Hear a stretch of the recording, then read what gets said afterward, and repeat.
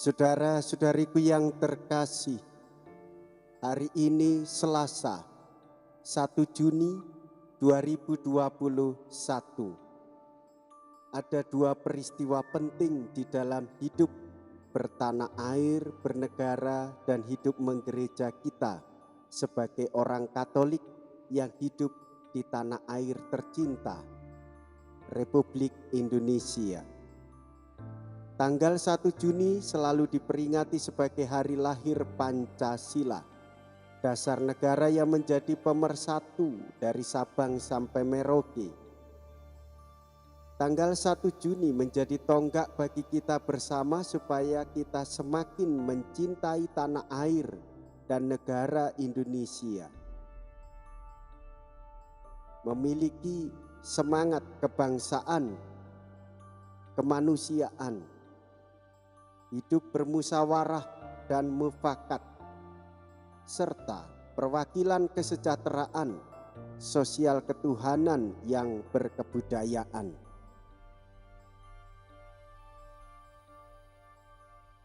Pada tanggal 1 Juni ini, kita juga memperingati Pesta Santo Justinus, seorang martir yang meninggal pada tahun 165.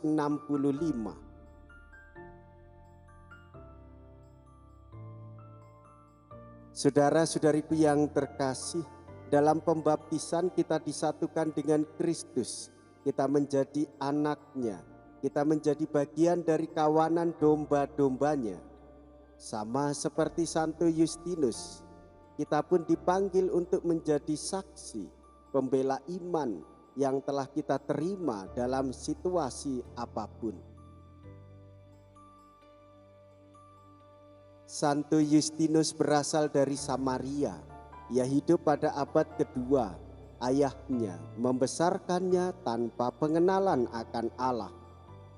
Ketika masih kanak-kanak, Justinus membaca puisi, sejarah, dan ilmu pengetahuan. Sementara tumbuh dewasa, ia terus belajar. Tujuan utama belajar adalah untuk menemukan kebenaran akan Tuhan. Suatu hari, ketika sedang berjalan menyusuri tepi pantai, Justinus bertemu dengan seorang tua. Mereka berbincang-bincang. Karena Justinus kelihatan gelisah, orang tua itu bertanya, apa yang menggelisahkan hatinya? Justinus menjawab, ia bersedih karena tidak menemukan kepastian tentang Tuhan. Orang tua itu bercerita kepadanya tentang Yesus Sang Juru Selamat. Ia mendorong Justinus untuk berdoa agar dapat memahami kebenaran Tuhan. Santo Justinus mulai berdoa dan membaca sabda Tuhan, yaitu kitab suci. Ia jatuh cinta padanya. Ia amat terkesan mengetahui betapa beraninya umat Kristiani yang bersedia mati demi iman serta cinta mereka kepada Yesus. Setelah memperdalam pengenalannya tentang agama Kristen, Justinus menjadi seorang Kristen juga. Lalu ia mempergunakan pengetahuannya yang luas itu untuk menjelaskan serta mempertahankan iman dengan banyak tulisan. Allah adalah Allah yang hidup. Kita percaya kepada Allah yang hidup. Tiada orang dengan akal budi sehat akan mengingkari kebenaran demi kesesatan. Justinus bereaksi ketika mendengar putusan hukuman mati atas dirinya. Ia seorang pencari kebenaran. Semua filsafat yang ada pada waktu itu dipelajarinya untuk menemukan jawaban atas keraguan-raguan dan persoalan yang timbul di benaknya. Ia menemukan kitab suci. Santo Justinus martir, seorang pembela iman. Ia berasal dari kalangan filsuf yang pada zaman itu adalah kaum intelektual terpandang. Dalam pencarian dan petualangan intelektualnya, ia sampai pada perjumpaan dengan iman akan Yesus Kristus. Ia menemukan jawaban, ia bertobat, ia menjadi pengikut Kristus yang penuh dengan semangat. Justinus mewartakan Injil terutama di Roma tanpa menghiraukan larangan ataupun penganiayaan.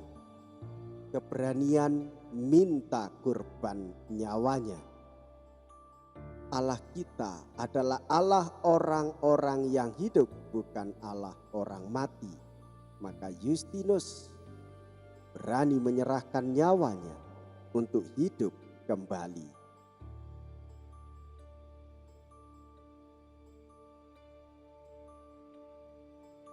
Dalam nama Bapa dan Putra dan Roh Kudus.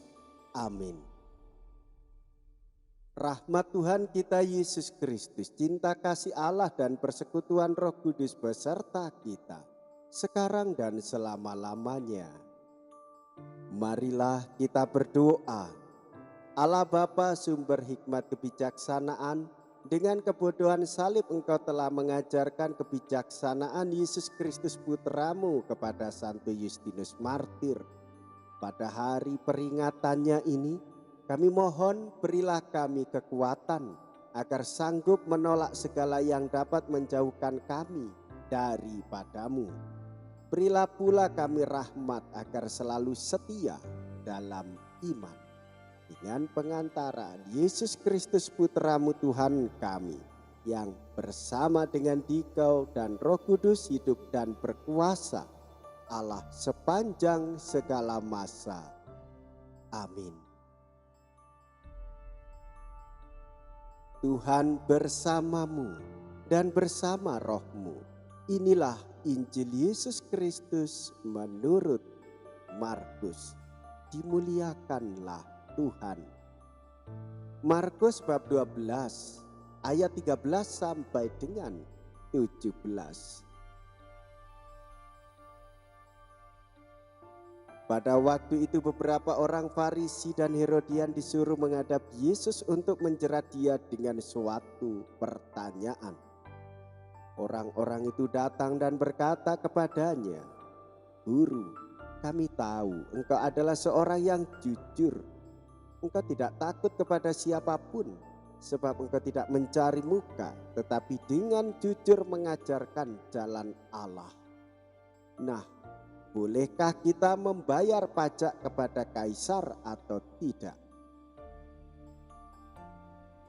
Tetapi Yesus mengetahui kemunafikan mereka, lalu berkata kepada mereka, "Mengapa kalian mencobai aku? Tunjukkanlah suatu dinar untuk kulihat." Mereka menunjukkan sekeping dinar. Lalu Yesus bertanya, "Gambar dan tulisan siapakah ini?" Jawab mereka, "Gambar dan tulisan kaisar." Maka Yesus berkata kepada mereka, "Berikanlah kepada kaisar apa yang menjadi hak kaisar, dan kepada Allah apa yang menjadi hak Allah." Mereka sangat heran mendengarkan dia.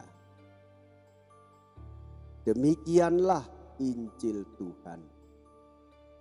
Terpujilah Kristus.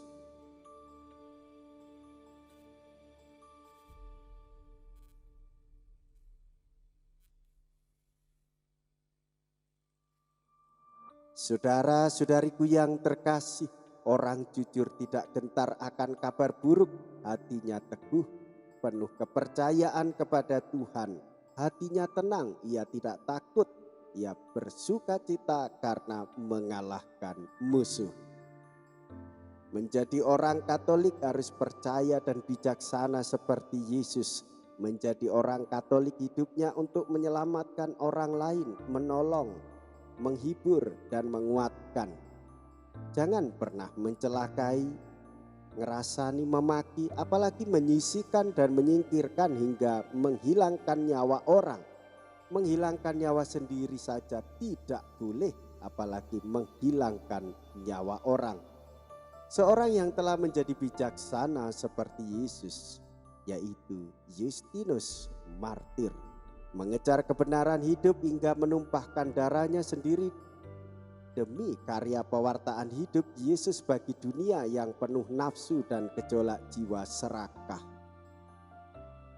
Saudara-saudari, cintailah tanah airmu, cintailah demi kita dilahirkan, di mana kita dilahirkan, di mana kita berada, hiduplah dengan siapa saja, dari mana asal, daerah, negara, dan apapun budayanya.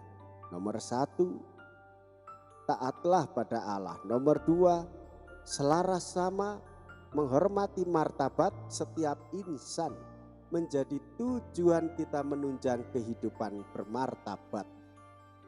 Demikianlah tugas negara, demikian juga tugas gereja, menghormati martabat setiap orang. Menjadi orang Katolik harus berani menjadi jujur dan bijaksana. Orang jujur tidak gentar akan kabar buruk. Ia selalu hidup di dalam kasih Tuhan dan mewujudkan dengan memupuk hidup perdamaian dan persatuan dengan sesama. Maka orang Katolik selalu menghadapi situasi dengan kasih, melawan kejahatan, melawan korupsi, melawan kolusi, aborsi, dan pembunuhan. Cintailah nyawamu dengan cara memberikan nyawa sebagai penebusan akan tujuan hidup banyak orang. Saudara-saudari yang terkasih, jangan ada kekerasan dalam hidup rumah tangga. Keluarga damai, negara pun demikian. Gereja sejalan dengan negara, yaitu mewujudkan kesejahteraan bersama bagi semua orang. Maka kita dipanggil untuk menjadi saksi cinta kasih, saksi perdamaian, saksi hidup sosial, saling membantu dan menguatkan. Marilah kita berdoa. Allah Bapa Maha Pengasih, Putra-Mu meminta kami merayakan ibadat ini untuk mengenangkan Dia dengan penuh rasa syukur. Kami telah mengambil bagian dalam kurbannya dan mohon dengan rendah hati, semoga Engkau mengobarkan cinta kasih kami kepadamu dengan pengantaraan Kristus Tuhan kami. Amin. Tuhan beserta kita sekarang dan selama-lamanya. Kita semua dibimbing, dilindungi, dan diberkati oleh Allah yang Maha Kuasa, Bapa dan Putra dan Roh Kudus. Amin. Dengan demikian perayaan Sabda sudah selesai. Syukur kepada Allah. Marilah pergi, kita diutus. Amin. Saya Romo Siga dari Paroki Santo Stefanus, Surabaya.